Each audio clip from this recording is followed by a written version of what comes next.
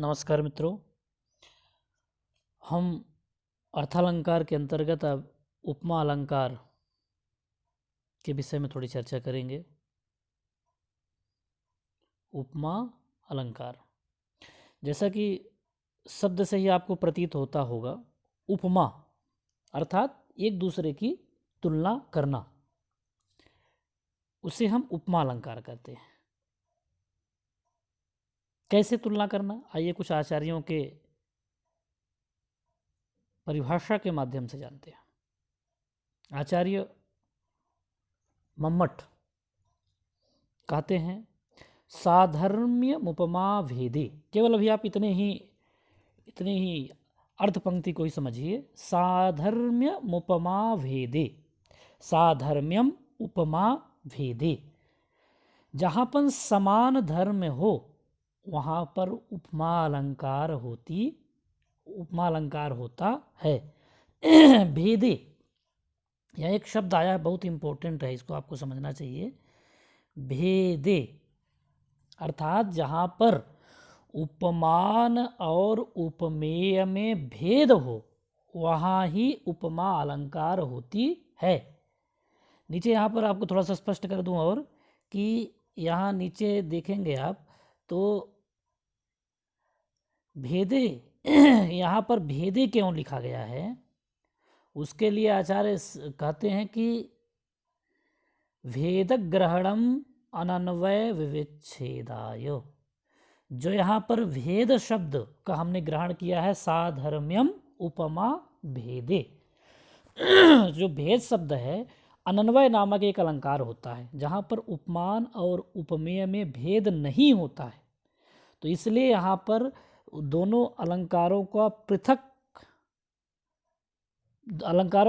करने के लिए, दोनों में भेद प्रदर्शित करने के लिए यहाँ पर भेदे शब्द आचार्य ने लिखा। सर्वप्रथम तो आप समझ लीजिए कि उपमान, उपमेय, साधारण धर्म, देखिए सबसे बड़ी बात है कि इनको आपको पहले समझना चाहिए। देखिए उपमान के विषय में आपको हम थोड़ा सा बताते हैं। अधिक गुणवत्तया संभाव्यमानम उपमानम, ये आपको दिख रहा होगा। अधिक गुणवत्तया संभाव्यमानम उपमानम। जो अधिक गुण वाला हो, जिससे हम तुलना कर रहे हों, जो विख्यात हो, शास्त्रों में विशिष्ट स्थान रखता हो, अधिक गुण वाला हो, उसे उपमान कहते हैं। और निकृष्ट, देख रहे होंगे आप, निकृष्ट गुणवत्तया संभाव्यमानम उपमेयम। निकृष्ट अर्थात अल्प, यहाँ पर अल्प गुण भी कह सकते हैं, कम, न्यून गुण वाला, कम गुण वाला जो होता है वह उपमेय होता है। और साधारण धर्म को बारे में आप देखें, उपमाने उपमेये च संगतो धर्मः साधारणो धर्मः। अर्थात उपमान में और उपमेय में, दोनों में जो संगत धर्म हो, जो दोनों में विराजमान धर्म हो, उसे हम साधारण धर्म कहते हैं। दोनों में इसकी सत्ता होनी आवश्यक है। और उपमावाचक शब्द जैसे इव है, यथा है इत्यादि जो आते हैं शब्द श्लोकों में इत्यादि, वो उपमावाचक शब्द हैं, यथा इव इत्यादि। तो अब हम थोड़ा यहाँ आप समझते हैं। जो उपमा होती है वह पूर्णा होती है और लुप्ता होती है। जहाँ पर ये उपमान, उपमेय, साधारण धर्म और उपमावाचक शब्द होते हैं वहाँ पर पूर्णा उपमा, और इनमें से किसी एक का जहाँ लोप होता है वहाँ लुप्त उपमा। उपमानोपमेयो एव न तो कार्य कारणादिकयो साधर्म्यम। हाँ, ये भी देखिए एक बात, यहाँ पर कह रहे हैं कि उपमान और उपमेय में ही साधर्म्य होता है, कार्य कारण इत्यादि में नहीं। तयो है वह उनका ही समानेन धर्मेण संबंध उपमा, समान धर्म से जो संबंध है उसे ही हम उपमा कहते हैं। उपमानोपमेयो एव साधर्म्यम भवति, अतएव उपमानोपमेययोः समानेन धर्मेण संबंधः उपमा। सा उपमा द्विधा, हमने बताया दो तरह की होती है, पूर्णा और लुप्ता। ठीक है, उपमान उपमेय और साधारण धर्म के बारे में भी आप जान गए हैं। साहित्य दर्पणकार भी कहते हैं कि साम्यम वाच्यम अवैधर्म्यम वाक्यैक्य उपमा द्वयोः। साम्य अर्थात समान धर्म, जहाँ पर उपमान और उपमेय में समान धर्मिता हो, साधर्म्य हो, वहाँ ही उपमालंकार होगी। एक बात और आप ध्यान देंगे कि जो उपमान है, उपमान अत्यंत प्रसिद्ध होना चाहिए। हम ऐसे सामान्य वस्तुओं के साथ एक दूसरे की तुलना करेंगे तो हर जगह उपमा अलंकार नहीं हो जाएगी। वह शास्त्र प्रसिद्ध या लोक प्रसिद्ध होना चाहिए, तभी वहाँ पर उपमा अलंकार होगी। उदाहरण के से आप समझिए, एक बहुत अच्छा उदाहरण है।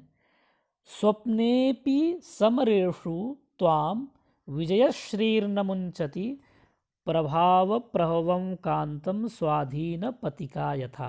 बहुत बढ़िया श्लोक है। कह रहे हैं कि स्वप्नेपि समरेषु, स्वाधीन पतिका यथा। देखिए यहाँ पे जो स्वाधीन पतिका जो शब्द है, स्वाधीन पतिका को थोड़ा समझ लीजिए आप। ये साहित्य में पारिभाषिक शब्द है, स्वाधीन पतिका। स्वाधीन पतिका के विषय में स्वाधीन पतिका या स्वाधीन भर्तृका शब्द भी आता है साहित्य दर्पण में, तृतीय परिच्छेद में। कांतो रति गुणाकृष्टो न जहाति यदंतिकम, विचित्र विभ्रमासक्ता सा स्यात् स्वाधीन भर्तृका। जो स्वाधीन भर्तृका, स्व अधीन, अपने अधीन जो पति को कर ले, इस शब्द से ही आपको अर्थ यहाँ पर समझ में आ रहा होगा। तो कहते हैं रति गुणाकृष्ट, अपने अनुराग से गुणों से आकृष्ट होकर, कांतो अर्थात कांता अर्थात जो प्रेमी है वह कांत प्रियतम, न जहाति अदंतिकम, जिसका अंतिक मतलब समीप, जिसका नज़दीक रहना हमेशा उसका उससे दूर नहीं जाना चाहता, उसके पास ही रहना चाहता है, उसकी समीपता को नहीं छोड़ता है। और विचित्र विभ्रमासक्ता, और विचित्र तमाम तरह के विलासों से युक्त होकर जो होती है वह नायिका स्वाधीन पतिका या स्वाधीन भर्तिका कहलाती है। तो यहाँ देख लीजिए, कहते हैं कि स्वाधीन जो पतिका, जैसे जो नायिका होती है, स्वाधीन पतिका यथा माने जैसे, यथा माने जैसे, स्वाधीन पतिका के, देखो यहाँ पर आ रहा है यथा, स्वाधीन पतिका यथा, स्वाधीन पतिका नायिका के समान, विजय श्रीर न मुंचति, जो विजय रूपी श्री है, विजय रूपी जो कांति है, वह प्रभाव प्रभवम, प्रभाव अर्थात प्रभु की इच्छा से, प्रभु के आशीर्वाद से, प्रभु के शक्ति से, प्रभव कांतम, प्रभाव प्रभवम कांतम, और कारणभूत जो प्रभाव है वह क्या करती है, स्वप्नेपि समरेषु, स्वप्न में भी, कहाँ, स्वप्न में भी, समरेषु त्वाम न मुंचति, तुमको नहीं छोड़ती है। उस स्वप्न में भी जो विजय रूपी जो शक्ति है, विजय श्री है, जो आप युद्ध भूमि में जो आप जीत रहे हैं, वह आपको स्वप्न में भी नहीं छोड़ती है। न मुंचति, नहीं छोड़ती है। कौन, विजय श्री, विजय रूपी जो श्री है वह आपको स्वप्न में भी नहीं छोड़ती है। ये इंपॉर्टेंट। अब यहाँ पर देखें आप, जो स्वाधीन पतिका है वो क्या है, उपमान है, उत्कृष्ट गुण युक्त नायिका। उपमेय क्या है, विजय रूपी जो श्री है, लक्ष्मी है विजय रूपी। साधारण धर्म अर्थात जो दोनों में संगत हो, जो उपमान में भी और उपमेय में भी हो। तो यहाँ पर न मुंचति, नहीं छोड़ना। उधर स्वाधीन पथिका जैसे नहीं छोड़ती है, उसी तरह आपको जो विजयश्री है यहाँ नहीं छोड़ती है। ये साधारण धर्म हो गया। उपमावाचक शब्द यहाँ पर आप देखे होंगे यथा शब्द है, ठीक है। तो इसलिए यहाँ पर पूर्णोपमा है, चारों चीजें हैं, और उपमा अलंकार का बहुत अच्छा उदाहरण है। एक और प्रसिद्ध उदाहरण है, वागरथाविव संपृक्तौ वागरथ प्रतिपत्तये जगतः पितरौ वंदे पार्वती परमेश्वरौ। ये रघुवंश महाकाव्य के मंगलाचरण में महाकवि कालिदास मंगलाचरण करते हैं इस श्लोक के माध्यम से। तो यहाँ पर जो उपमेय है, उपमान है वागरथाविव, वागरथौ इव, इवेन समासो विभक्ति अलोपश्च। जहाँ इव के समास, जहाँ समास होता है इव के साथ, वहाँ पर विभक्ति का लोप नहीं होता। तो वागर्थौ यहाँ पर उपमान है, पार्वती परमेश्वरौ यहाँ पर उपमेय है, साधारण धर्म है संपृक्त, संपृक्तौ लगा होना, जुड़ा होना, जैसे वाणी और वागर्थौ है, उसी तरह से वागर्थाविव वागर्थौ इव, कौन, पार्वती परमेश्वरौ। और उपमावाचक शब्द यहाँ पर वागर्थौ इव, वागर्थाविव इव शब्द यहाँ पर आया हुआ है। तो इसलिए यहाँ पर भी क्या, कौन सा अलंकार हो जाएगा, उपमा अलंकार हो जाएगा। एक बहुत अच्छा उदाहरण है, आप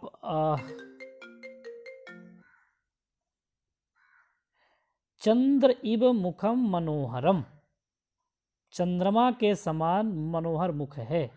तो यहाँ पर चंद्र उपमान है, अधिक गुणोपेत है, और मुख यहाँ पर उपमेय है।